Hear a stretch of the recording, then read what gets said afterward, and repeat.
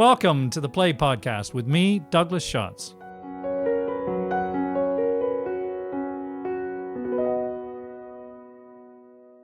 Hello, and welcome to episode 46 of the Play Podcast, where we explore the greatest new and classic plays.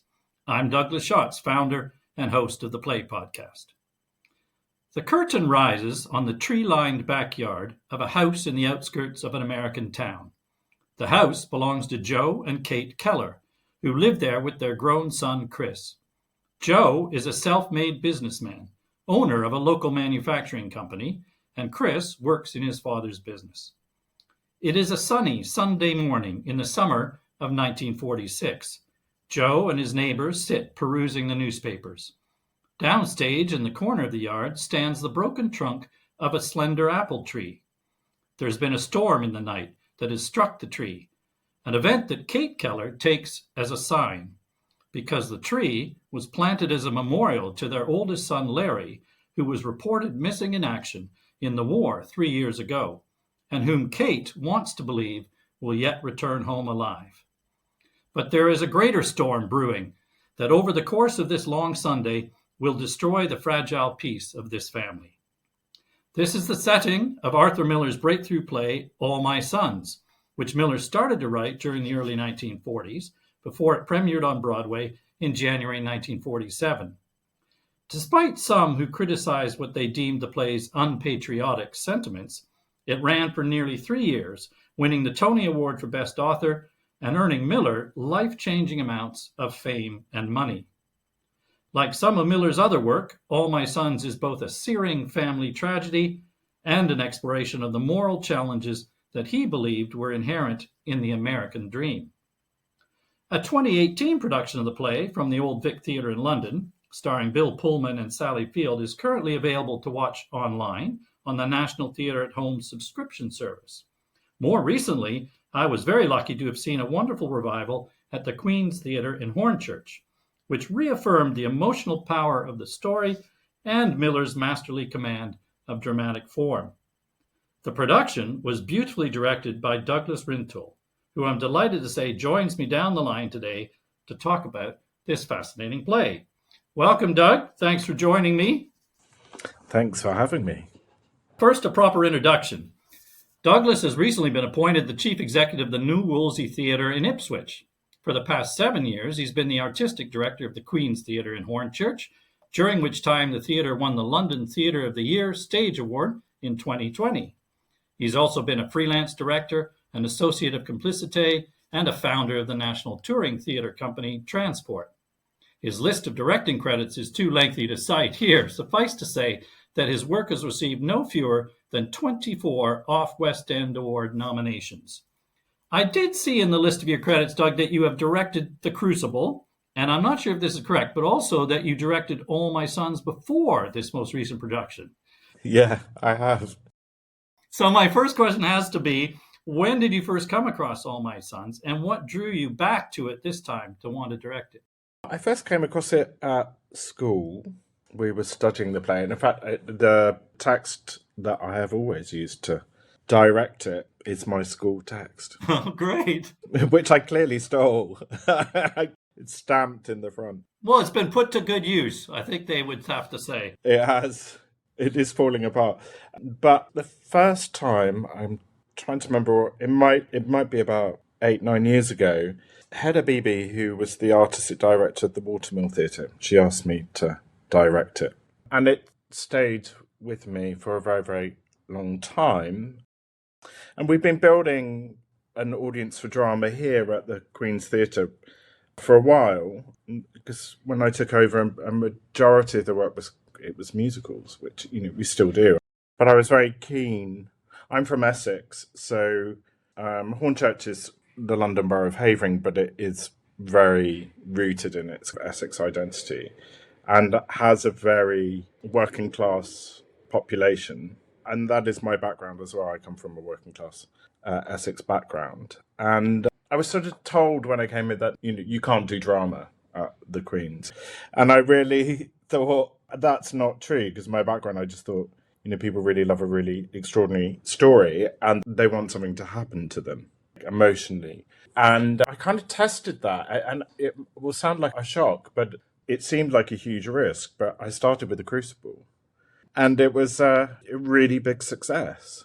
People really, really loved it. So I've always felt very strongly that All My Sons would do really well here, because the narrative of the self-made man is a very Essex narrative. And that I really felt that they would recognise the characters on stage, and fall in love with them, and that therefore would go on the most extraordinary, emotional, and really enter into the questions around the morality that the play explores. And they did, and people really, really loved the play. It hasn't been performed, All My Sons hadn't been performed at the Queen's for 70 years. Oh, fantastic. I can't believe a statement such as you can't do drama. Surely drama can happen anywhere. I know, exactly, yeah. And I also love the idea that you see the affinity with the local community, because in a way the play, which we'll come to, is also about community, isn't it? It's very rooted in its local community. Yeah. I wondered about the timing of this then. Is there anything about now or the time this year that you did it, you think, well, this speaks to now? Yeah, we could speak at length, I think, about that one. We got an hour. It's so pertinent. And that's the sad thing. I mean, the brilliant thing, obviously, about the play that still speaks so strongly to us now from, over 70 years ago. Yeah, I mean, truth.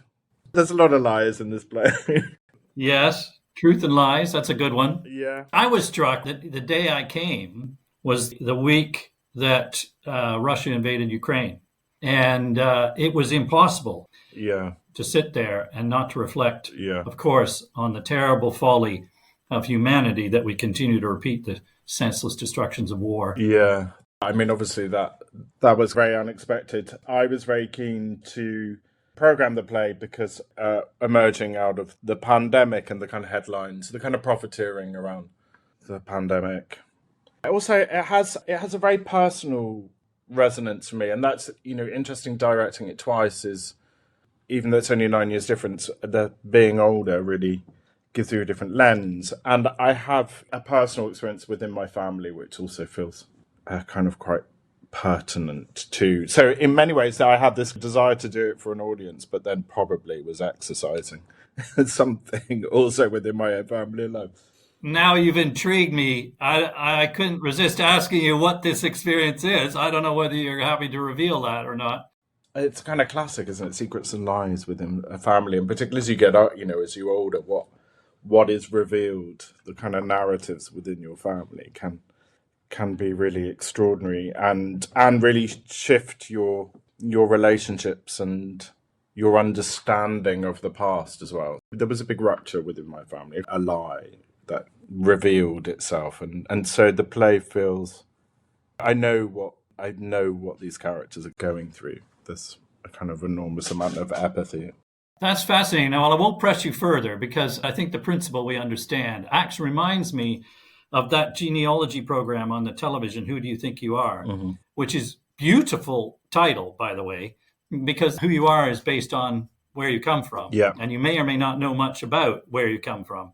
And what's always amazing in that program is the revelations that come up about family histories, and even within immediate family history. So there's no end to what those stories can be, and the secrets, as you say, and lies in families, which is largely what the play is about. Mm. I think there's a good moment before we dive into more detail to give our listeners who don't know the play a brief summary of what actually happens. So I wonder if you could give us a bit of a plot summary. Don't worry about spoilers, because we're inevitably going to give the game away when we get into it.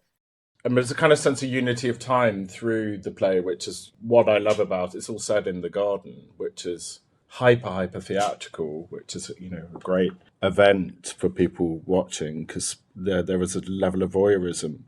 There are kind of two narrative threads that are unleashed. You can feel the impending moment of those two threads as they coalesce. We know that something is coming, and the two threads are, before the play has happened, Joe, the father, and his business partner, Steve, who is the father of a family who used to live next door went to trial, went to prison for covering up cracks in cylinder heads that were made for planes during the Second World War.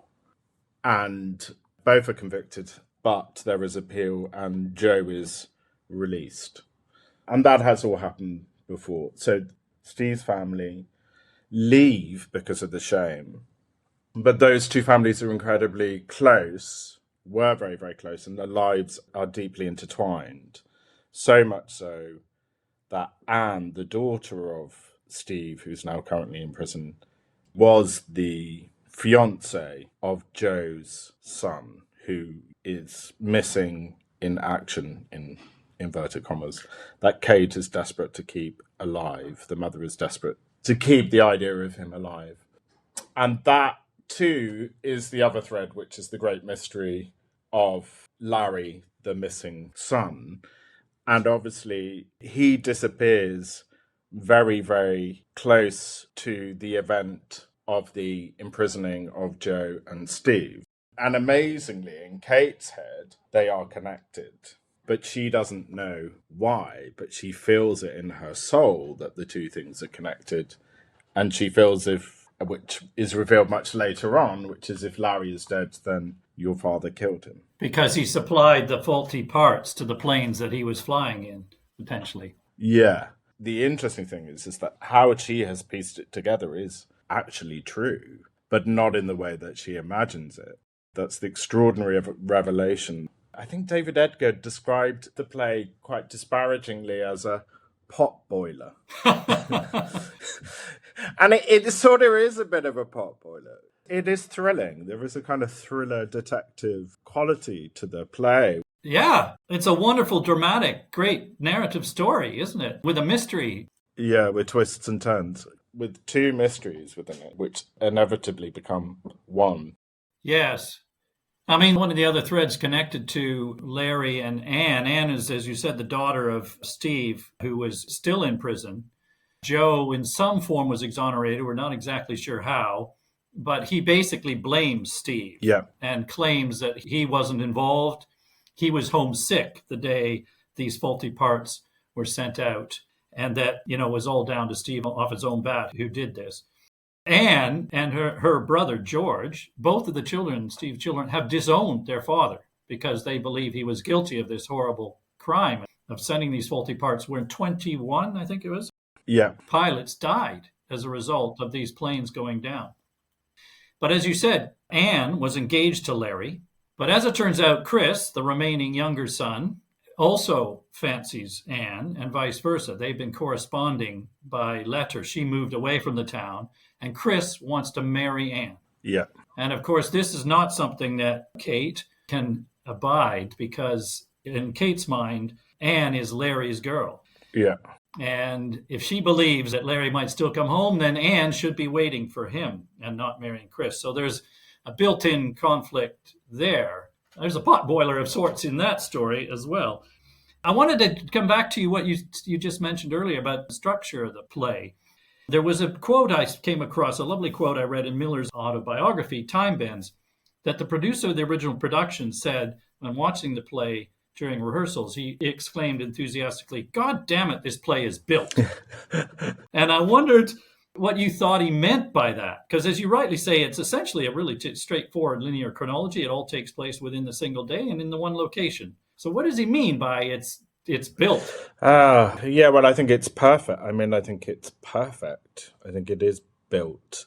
There isn't a spare word or there isn't a spare movement. And I think of that in terms of the musicality of the piece, of how it tonally shifts. Love is incredibly at the center of the piece, so that it beautifully balances love and warmth and humor with the tension of the impending revelation of the lies and narratives that sit underneath the family. The rhythms of the play are absolutely perfect. I think that's probably what he means by it is built. It's got beautiful control, doesn't it, in the way things unfold and are unveiled, because There's quite a lot about the past, as you've just described. We as an audience are given snippets of detail about what's gone on in these families, that the stories we've told quite quickly here about what happened with the faulty parts and about Larry and Anne and the families that lived together. All that comes out quite gradually in little bits, and we have to somehow piece together what those stories are, because it's amazing how that creates this underlying sense of, as you said earlier, of tension, expectation that there's something hidden there, something's going to happen. Because on the surface, it starts very innocently, doesn't it? It all looks like we're in a kind of ideal, all-American backyard family setting, community setting, friendly neighbors. And yet we are aware, aren't we, of more to it than that, the tensions underlying it. How does he create that tension? I think, and it's interesting rehearsing it, because you have to remember, constantly have to remind yourself and also the actors what the characters are holding at any one point. So their behavior, the tension is pierced with these eruptions, these kind of tiny fragmentary, particularly at the beginning, from Kate and Joe. These ruptures happen, and they can be just a few lines, and they are mysterious to us as an audience, is that we can't, because we don't have the full information. They are stress lines. Yeah, they're stress lines, yeah. And then and the movement from those ruptures around those stress lines to then the warmth and the love, the kind of pendulum between the two, takes us on an extraordinary emotional journey.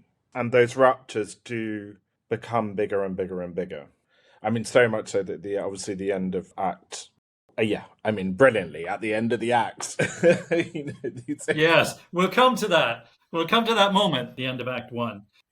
And it's centered on Kate in some ways, there's ruptures and there's tension, isn't it? And we'll talk about her in some detail. But even initially, I thought it was an interesting device because they talk about Kate before she appears in terms which are slightly mysterious and imply that, they talk about the fact that she has these unrealized hopes that Larry will return, and they don't really credit that this is possible. It's been 3 years.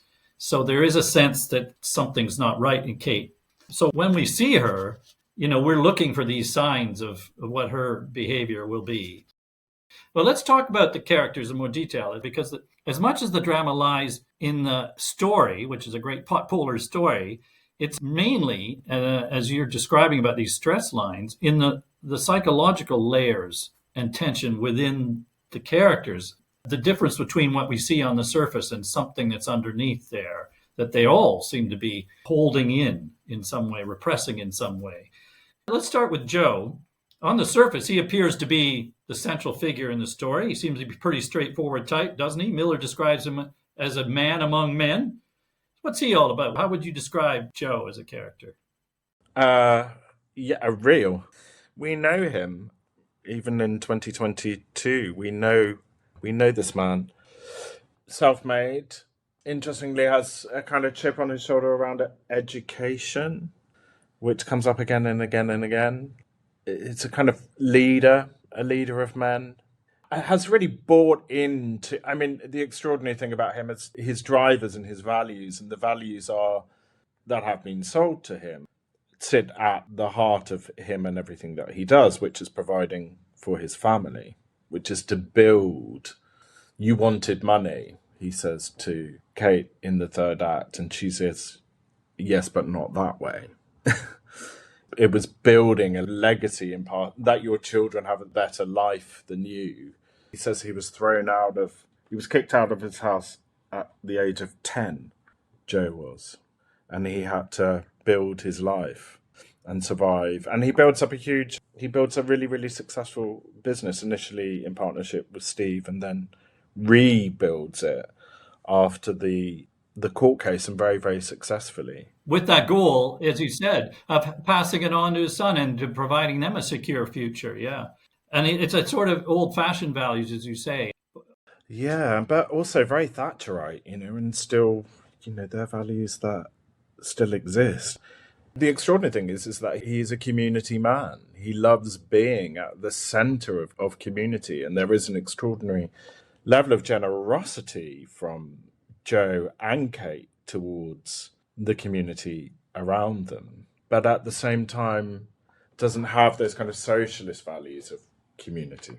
Yes, it's everyone out for themselves to build their own individual success future materially, primarily, and for their families, which we will come to talk about more in political terms, I think. But in psychological terms, all that being said, that seems the obvious characteristics of Joe, which they are.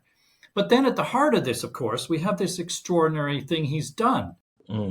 This moral cowardice, or whatever you want to describe it, that he's actually made this mistake and then continues to cover it up. He bluffs it out, doesn't he?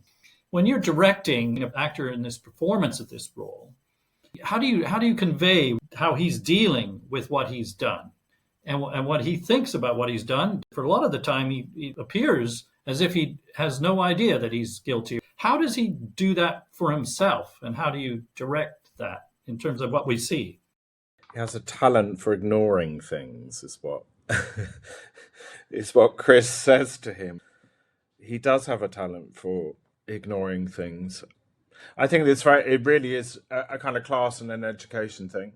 David, who played the part for me, and I thought played it really, really beautifully, is from, I cast somebody from a working class background, that there would be a direct understanding of the world that Joe comes from.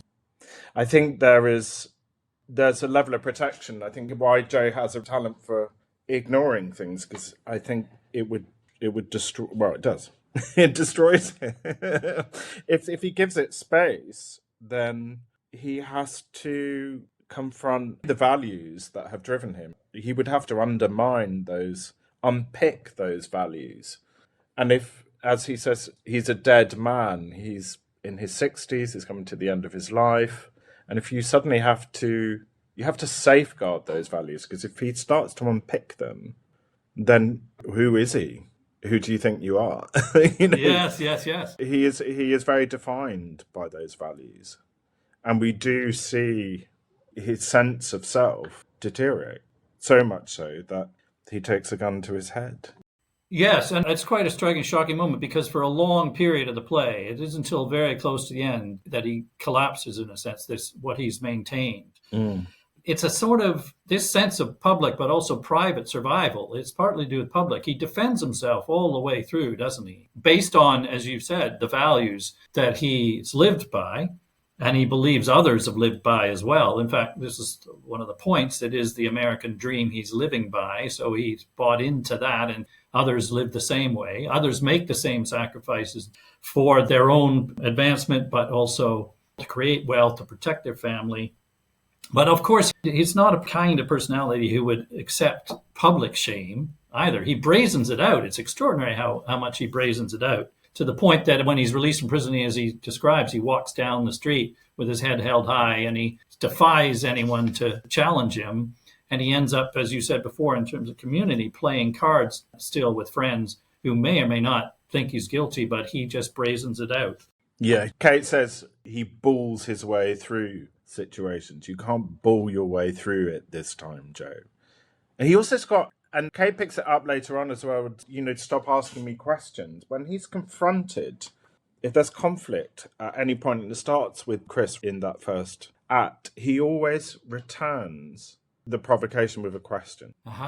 He always answers a provocation with a question, which is an extraordinary skill. And you see it with politicians as well. It's a great avoidance technique. And the best defense is offense. Yeah.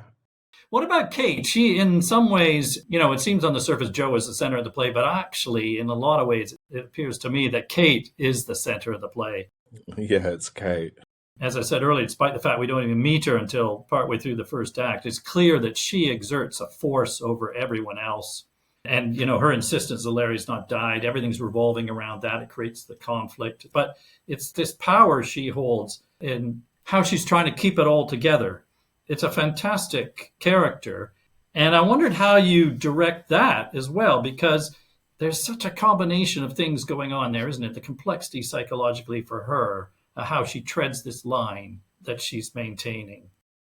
Yeah, I mean, how do you do it? It's hard. It's really, really hard for the actor playing that character because what you have to begin with is the lie, and she is complicit in it, though it is not her action, but she holds the lie. Yes. And I think more than Joe, Joe is really brilliant. He has a talent for ignoring things. He buries it deep, deep, deep. But it because of the connection that Kate has made with Larry around the lie, there is a weight. She is carrying the most extraordinary weight. And how that manifests itself emotionally and also physically within the character. I think it's one of the hardest roles in contemporary drama that I think I've ever come across because there is just a constant weight and tension that that actor has to carry to be able to navigate the choices and the actions and the deflections and how she has to protect the idea of Larry being alive. It is incredibly complex and beautiful and heartbreaking. And you're absolutely right when you were talking about we hear about her before we meet her, and that we hear about her through the lens of Joe and Chris and what their attitudes are towards her. And both of them very different because of the knowledge that they hold is very different. But we judge her. We judge her before she's come on. Yes. And we blame her. And he manipulates our relationship with her. And we take on that male lens of the slightly highly strung mother. Yes, yes.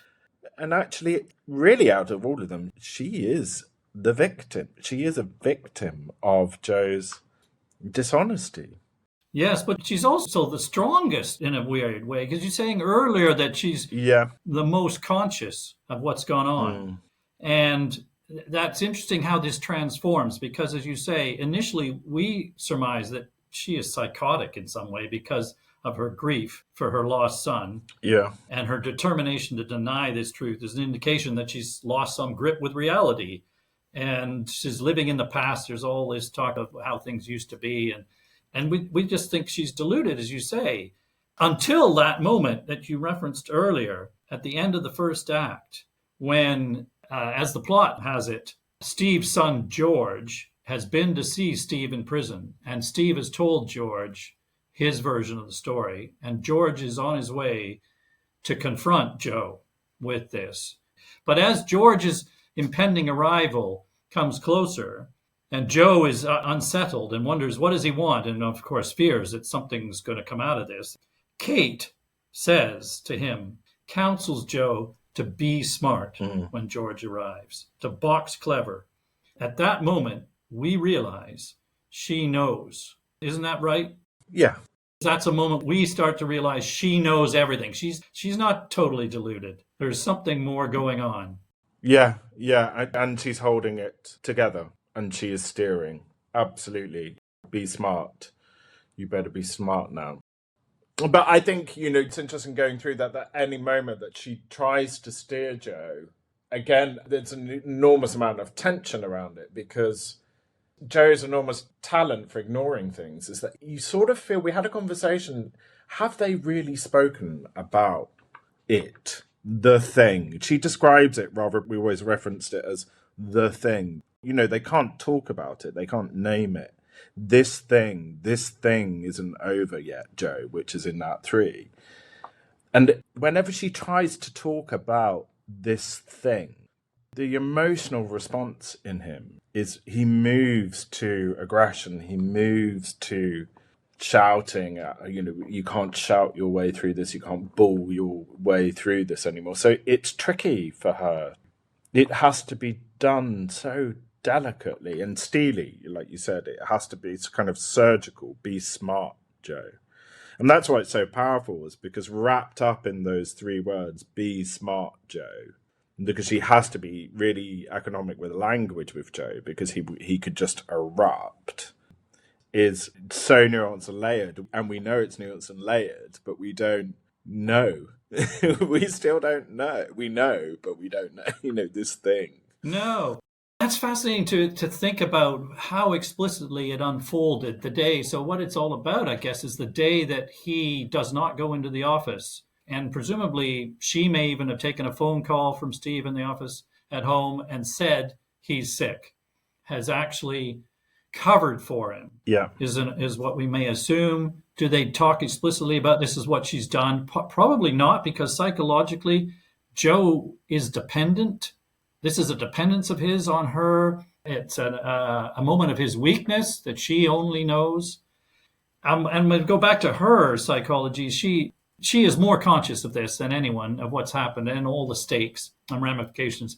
And her having to keep this together, she is the strongest for actually doing that. And the way she does it are extraordinary, isn't it? Because of these appeals to nostalgia and constantly manipulating, managing the dynamics of what's going on, what's being talked about, the emotional tone, her self-martyrdom even. This whole business about Larry and her holding out for Larry is almost a self-induced self-martyrdom that allows distraction away from something else, right? Yeah, definitely. I mean, I feel so enormously for Kate, and I think we do, and you're absolutely right. I think she's the heart of the play. She is the center of the play, and has the last line. We finish with the image of her going into the house. Of course, Chris is there in the garden, but we are watching her and her sob as she goes through. So we feel so much for Kate. I think when we were talking about what is the relationship between them now, what is the relationship between Joe and Kate since Larry's death and since the thing? I mean, it's destroyed their family. They can never be the same. No. I read somewhere, Doug, that suggested perhaps there's a darker psychological motive in her complicity, that it gives her a power over her husband, a husband who she must also blame in some way for her son's death. Miller himself suggested that, however consciously, maybe not consciously, she is, in his words, taking vengeance on her culpable husband. Mm-hmm. Well, that just makes it even more of a rich mix of what's going on, potentially. Yeah. But how conscious as well is another question. I thought what was wonderful about this character is the lines are blurred. It's never going to be completely clear cut what is going on. What we do know is the unbearable tension that she's carrying. We can sense that. It's just constant, that tension. And that will have a price. So it's a bit self-fulfilling in terms of psychosis. It reminded me, although this is not similar in all sorts of ways, but of Hamlet's feigned madness becoming all too real. How do we differentiate between she's really psychotic or not? For the grief for her son, for grief for Joe, for what they've morally done, for everything. I mean, would drive you crazy, wouldn't it? Yeah, I mean, what she has to build for herself, which is that Larry is alive, and how much she has to invest in that emotionally, because there is no choice. I remember when we were working on it, and there has to be no space at all that Larry could be dead. There can't be any percentage of doubt in that belief, and that is, like you say, it's quite psychotic. I mean, it's a vast piece of imaginative, emotional work that she has to undertake. It's the greatest fantasy, and we know right from the beginning that Larry is, from the conversation between the father and the son, and then obviously Anne. It's the greatest piece of fantasy that she has to actualize. It has to exist for her. Otherwise, if Larry is dead, then her husband killed him. There's no choice. I mean, it's the most extraordinary piece of imaginative work that she has to do. Yeah, and it's interesting, that dimension of punishing Joe, but to keep the love alive within the family. Yes, yes. Because everybody loves, the words are used, referred to again and again and again. They are loved. And you imagine the family before the thing. What he gives us in that opening scene, we go, oh, that's what life used to be like. That is the purity of this really dynamic family that everybody is drawn to in their beautiful garden with their generosity. I don't want to overstate it, Doug, but there's a Christian paradigm going on here, isn't there? It's the Yeah, before and after the fall in some way that's taking place in the garden. And one element of Kate's faith is her pretense, her denial, her fantasy is also connected to faith. She says at various times, God wouldn't let this happen. yeah, God wouldn't let a father kill his son. yeah. So if she admits that's happening, there is no God. So she's holding on to all of it. She is holding on to all of it, yeah. I mean, yeah, of course, so that's why he puts an apple tree, the memorial tree is an apple tree. Yeah. There's another journey goes on in the play, isn't there, in terms of from innocence to knowledge of the realities of the world of evil and suffering in Chris. Mm. What is his psychological story? Let's talk through a little bit about what happens to him. Yeah, I mean, he's a brilliant character, isn't he? Because we always forget in rehearsal that he's the eldest. I think he's the youngest. He's the younger boy, isn't he? No, he is the elder son. Oh my God, is he? Yeah, which is why it's really interesting. Because him and George are the same age, and then Anne and Larry are younger, and are quite significantly younger. Okay. And so he's fascinating because he should be, Larry is the golden boy. Larry, if Larry was still alive, Larry knew what it meant to make business. So the elder son is just the disappointment to the father. And the younger son has taken on that role of the elder son, and that is the one who's going to naturally take over the business, whereas Chris never was, and was never going to get the girl either. And the younger brother was going to get the girl that he was in love. So it's incredibly brilliantly. Yeah, that makes it even worse. It does. I don't know how I got that backwards, but it makes it even worse. I think because it feels like he's the younger son. Well, he's literally overshadowed, isn't he? He is overshadowed. Yeah. In all sorts of respects, clearly, and in the way that the story's unfolded. And it feels like he hasn't grown up. He's got to be 32. He's still living at home. Still living at home, yeah. He's working for his father. The neighbor, Frank, who's same age, I think, is in fact a year younger, has a wife and 3 children. And he's paid his mortgage. Yes. So Chris is frustrated that he hasn't made something of himself. He came back from the war. He's obviously been damaged as well by the war to some extent and not been able to settle in psychologically easily, which is obviously a common story. But, literally overshadowed by his brother, who was his girl's fiance. So he's second best in a sense that way. But there's something about his coming of age then as a result. Yeah. This when he loses the innocence. And the question is, how much does he know or understand about what's gone on? Because throughout the whole thing, he is defending his father every step of the way. When it gets anywhere near the subject of what happened and why he went to prison, he's in complete denial and defending his father.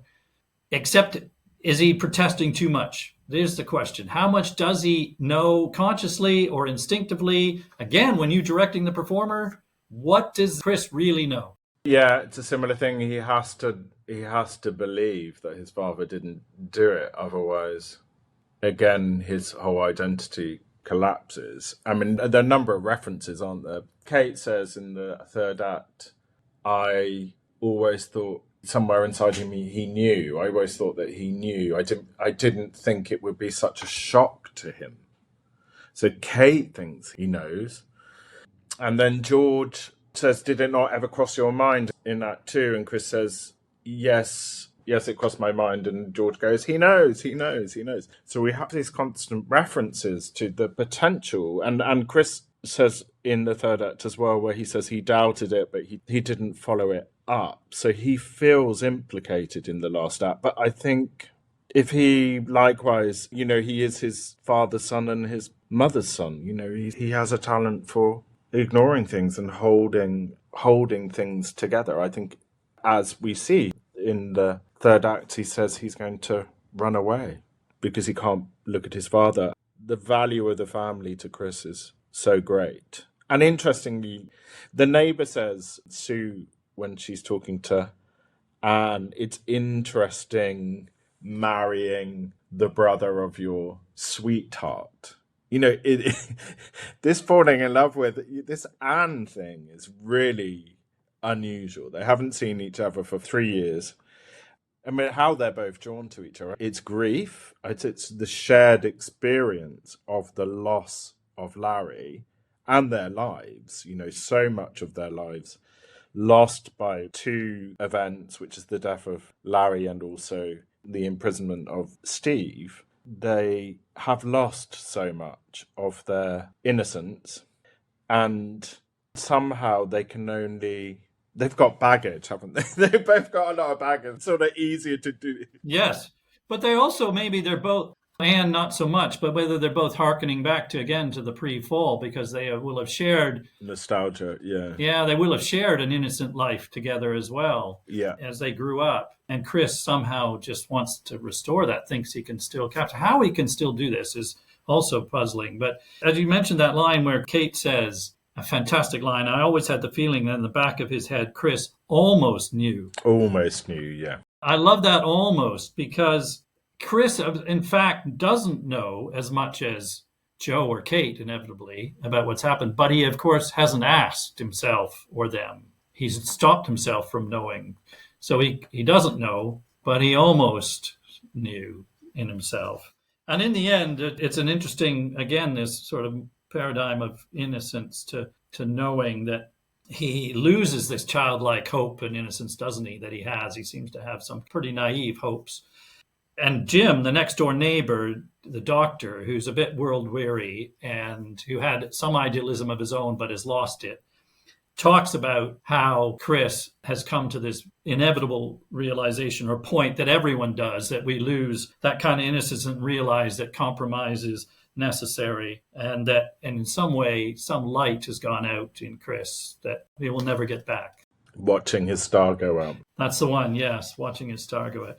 And it's also, of course, the classic father and son, isn't it, Doug? About that disillusionment about his father, Miller's recurring theme, and clearly in Death of a Salesman, when Biff catches his father in the hotel room and discovers he's having an affair and the scales fall from his eyes. It's this, that we reach this point where we have to recognize that our father is only human, has faults, feet of clay, as anyone does. In this case, pretty substantial faults. Mm. And that's expressed, isn't it, in that shattering line when he says, I know you're no worse than most men, but I thought you were better. I never saw you as a man. I saw you as my father. Heartbreaking. Yeah. I mean, it's brilliantly exposed that switch of relationship because Chris essentially becomes the parent in that moment. That it happens right in front of our eyes. Yeah. So that all of this psychological drama goes on, but also I'd like to talk a bit about the context in which the play was written and what Miller's intent was in larger terms, which we touched on at the very beginning. That I said some of the people were unhappy about the sentiments of the play, which were unpatriotic. And we've talked about Joe and his values. Chris has alternative kind of values, doesn't he, about the American dream?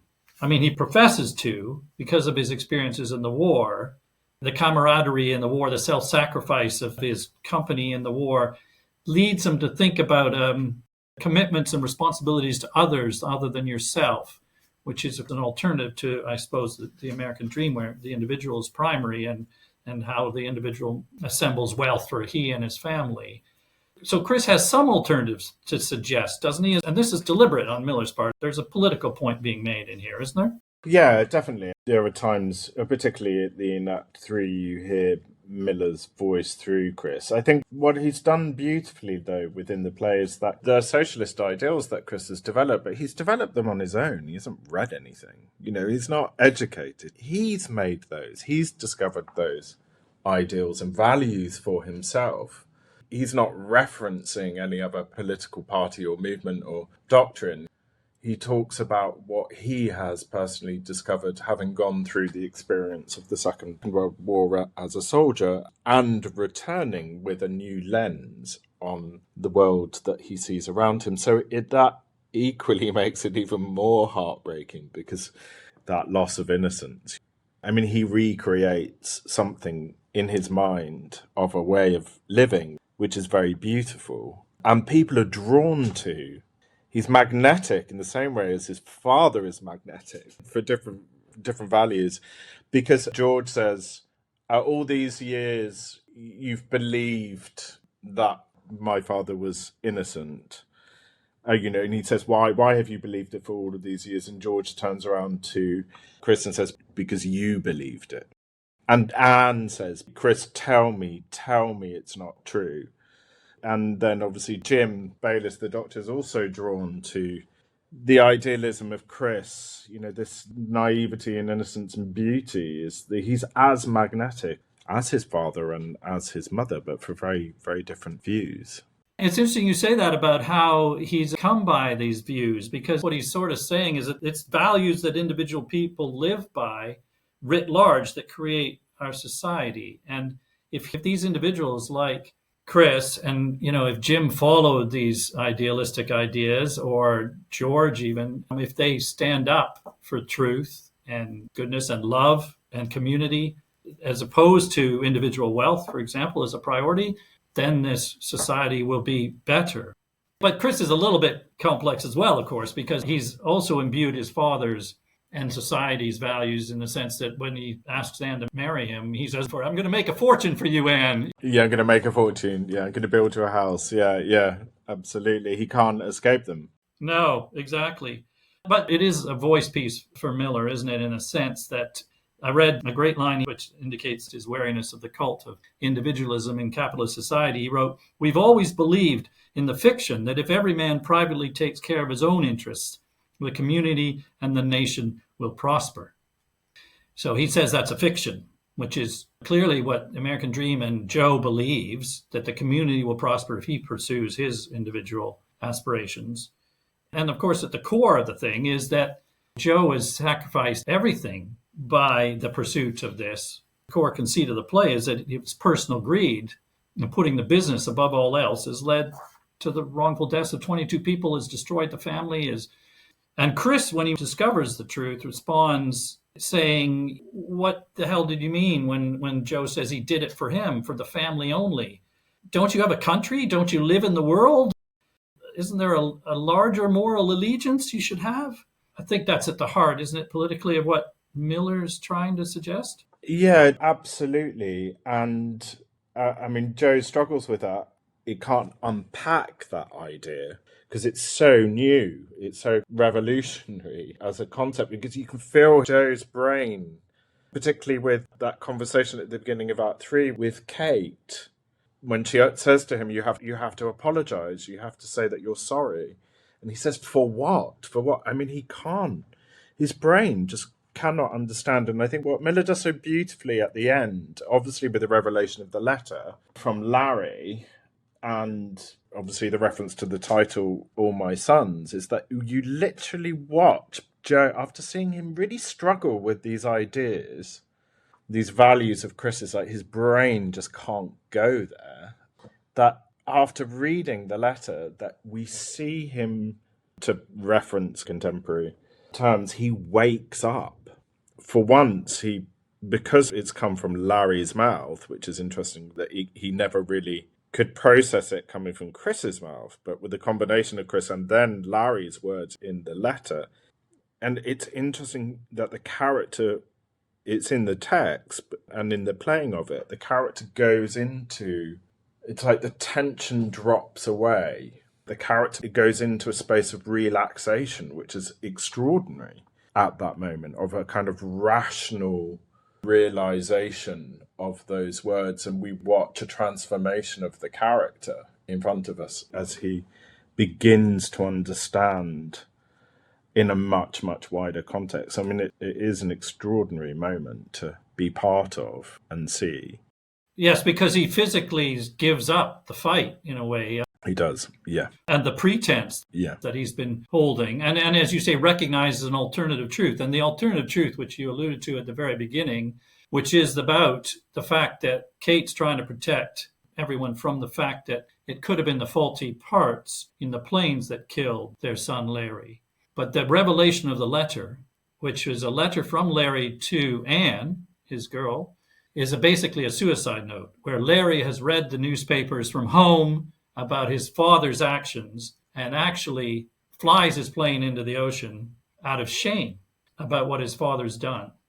And for his father to discover this, that, in fact, he has actually killed his son. Yeah. Yeah. He's been in denial all the way along that, he would say, well, I supply these parts, but my son Larry didn't fly that type of plane, so that couldn't have killed him. Well, in fact, he has killed him. Yeah.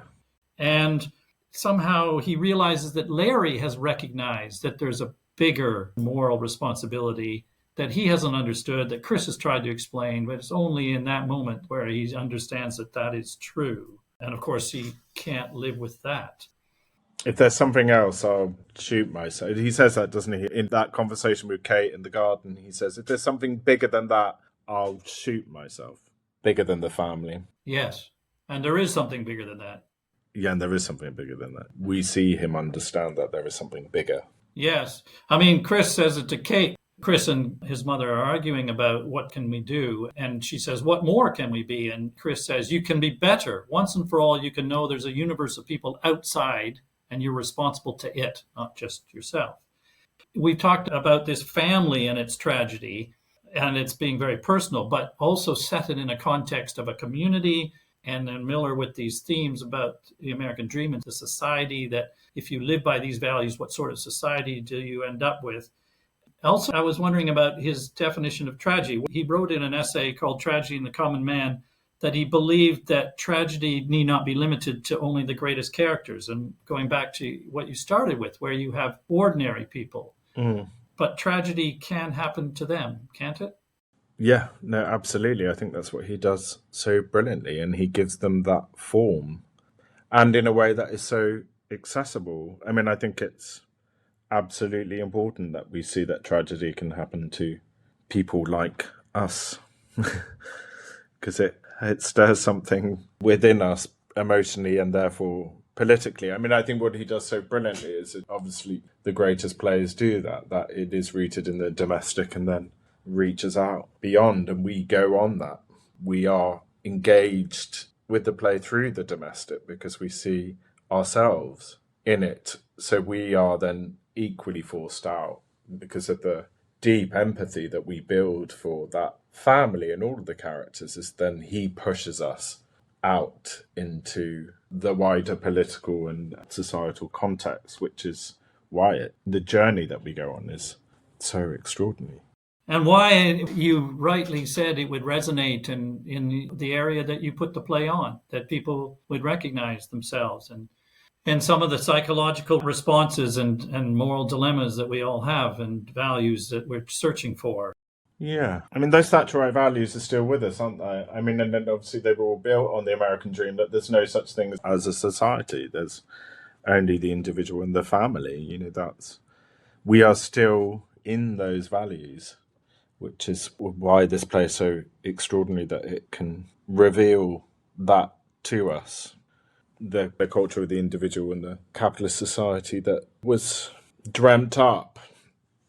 It's still incredibly provocative. And you could wonder why don't we just write a new play that reveals those provocations around the values that we still hold quite central within our experience. But when you have a play that delivers that from 70 years ago, it really also poses the question. So it's a double experiencing, isn't it? Because you're experiencing the characters in the present tense with them, but then equally we are watching a play that is 70 years old.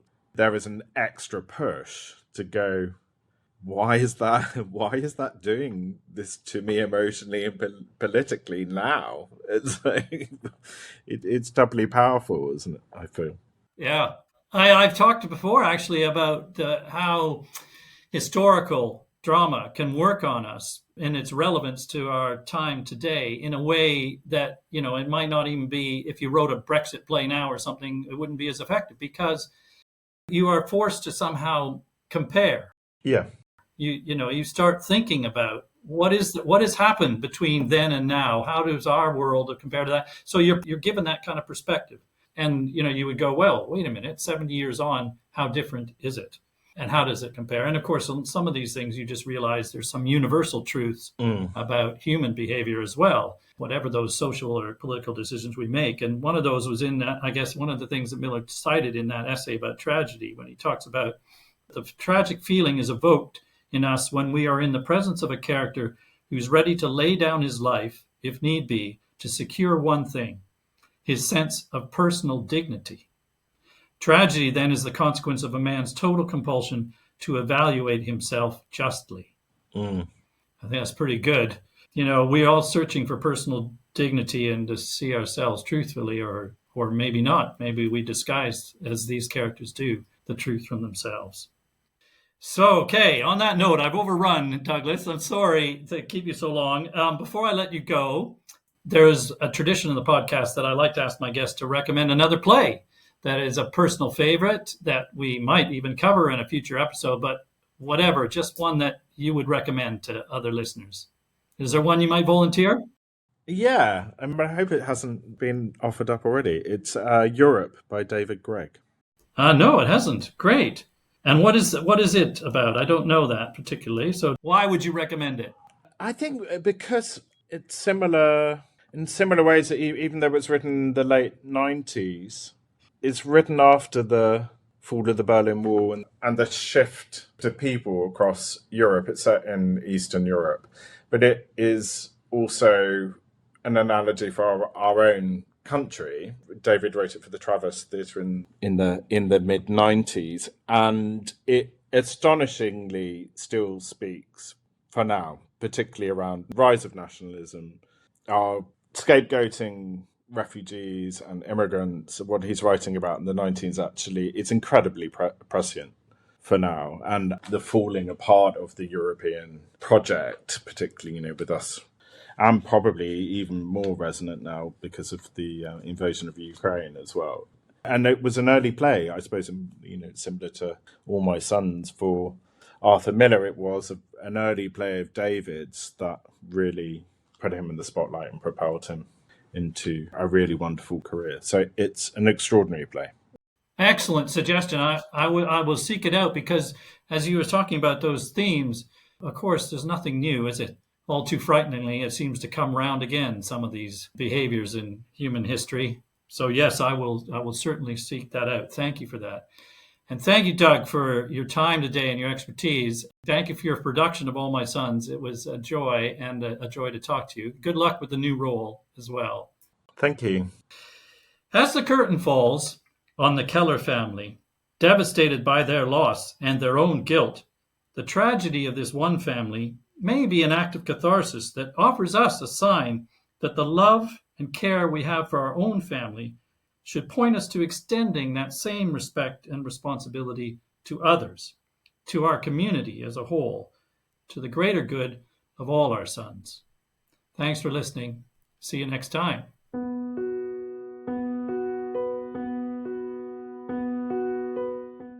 Thanks for listening.